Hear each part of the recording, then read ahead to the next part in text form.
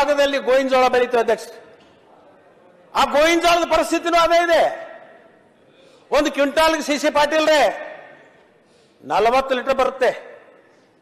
ಗೋವಿನ ಜೋಳ ಒಂದು ಕ್ವಿಂಟಲ್ಗೆ 40 ಲೀಟರ್ ಬರುತ್ತೆ.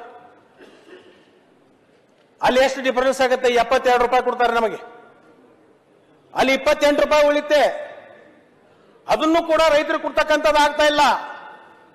ಅದರ ಜೊತೆಗೆ ಅಧ್ಯಕ್ಷರೇ, ನಮ್ಮ ಭಾಗದಲ್ಲಿ ದ್ರಾಕ್ಷಿ ಬೆಳೆಗಾರ, ತೊಗರಿ ಬೆಳೆಗಾರ, ಇಡೀ ರಾಜ್ಯದಲ್ಲಿ ಅತಿ ಹೆಚ್ಚು ದ್ರಾಕ್ಷಿಯನ್ನ ಬೆಳೀತಕ್ಕಂಥ ಜಿಲ್ಲೆಗಳು ಯಾವುದಾದಿದ್ರೆ ಅದು ಉತ್ತರ ಕರ್ನಾಟಕ, ಬಿಜಾಪುರ, ಬೆಳಗಾವಿ, ಧಾರವಾಡ, ಗದಗ,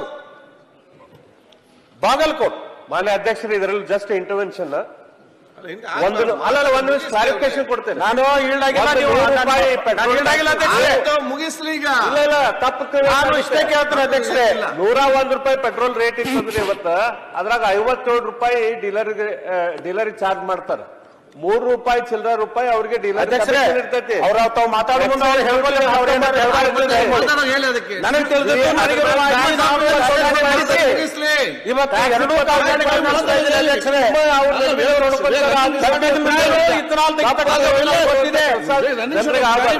ಮಾತಾಡಿ ಮುಗಿಸ್ಲಿ. ಕೂಡ ನಾವು ತೆಗಿತಾ ಇದ್ದೀವಿ. ಅಲ್ಲ ಬೆಲ್ಲ ಸಾಹೇಬ್ ಅವ್ರು ಮಾತಾಡಿ ಚೆನ್ನಾಗಿ ಹೇಳ್ತಾರೆ, ಹೇಳಿ. ಕೂತ್ಕೊಳ್ಳಿ. ಮಧ್ಯದಲ್ಲಿ ಡಿಸ್ಟರ್ಬ್ ಮಾಡಿದ್ರೆ ನೀವು ಮಾತಾಡಿ, ನಾವು 2 ಮಿನಿಟ್ ಕೊಡ್ತೀನಿ. ನಿಮ್ಗೆ ಡಿಸ್ಟರ್ಬ್ ಮಾಡ್ಬೇಕಂತ ಆಸಕ್ತಿ ಇದ್ರೆ ಇದ್ದಿದ್ದ ವಿಷಯ ಮಾಡ್ಬೇಕು, ದಾರಿ ತಪ್ಪಿಸ್ಬೇಕು ಅಂತಿದ್ರೆ ಅದನ್ನ ಹೇಳಿಬೇಕಂತ ನಾ ಕೊಡ್ತೀನಿ, ಅಂತ ತೊಂದ್ರೆ ಇಲ್ಲ. ತುಂಬಾ ಹೇಳಕ್ ಹೋಗ್ಬೇಡ್ರಿ, ಇದ್ದಿದ್ದ ವಿಷಯ ಹೇಳ್ರಿ. ನಾ ಇದ್ದದನ್ನ ನನಗೆ ತಿಳಿದದ್ದು ಹೇಳ್ತೀನಿ. ನಾನು ಬೃಹಸ್ಪತಿ ಅಲ್ಲ, ನೀನ್ ಬೃಹಸ್ಪತಿ. ಏನ್ ಹೇಳು? ಆ ಬೆಲ್ಲದವ್ರ ಟ್ಯಾಕ್ಸಸ್ ಹೇಳ್ತೀರಿ, ಟ್ಯಾಕ್ಸಸ್ ನಾಗ ಡೊನೇಷನ್ ಆಫ್ ಟ್ಯಾಕ್ಸಸ್ ನಾಗ ನಮ್ಗೆ ರಾಜ್ಯಕ್ಕೆ ನ್ಯಾಯ ಸಿಗ್ತಾ ಇದೆಯಾ? ನೋಡಿ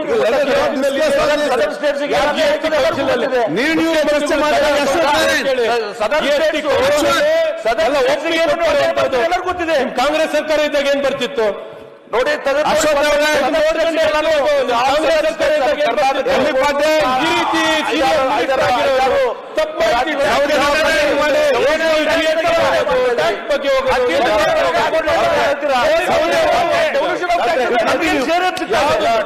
ನೀವೇನು ಡಿಸೆಂಟ್ರಲೈಸ್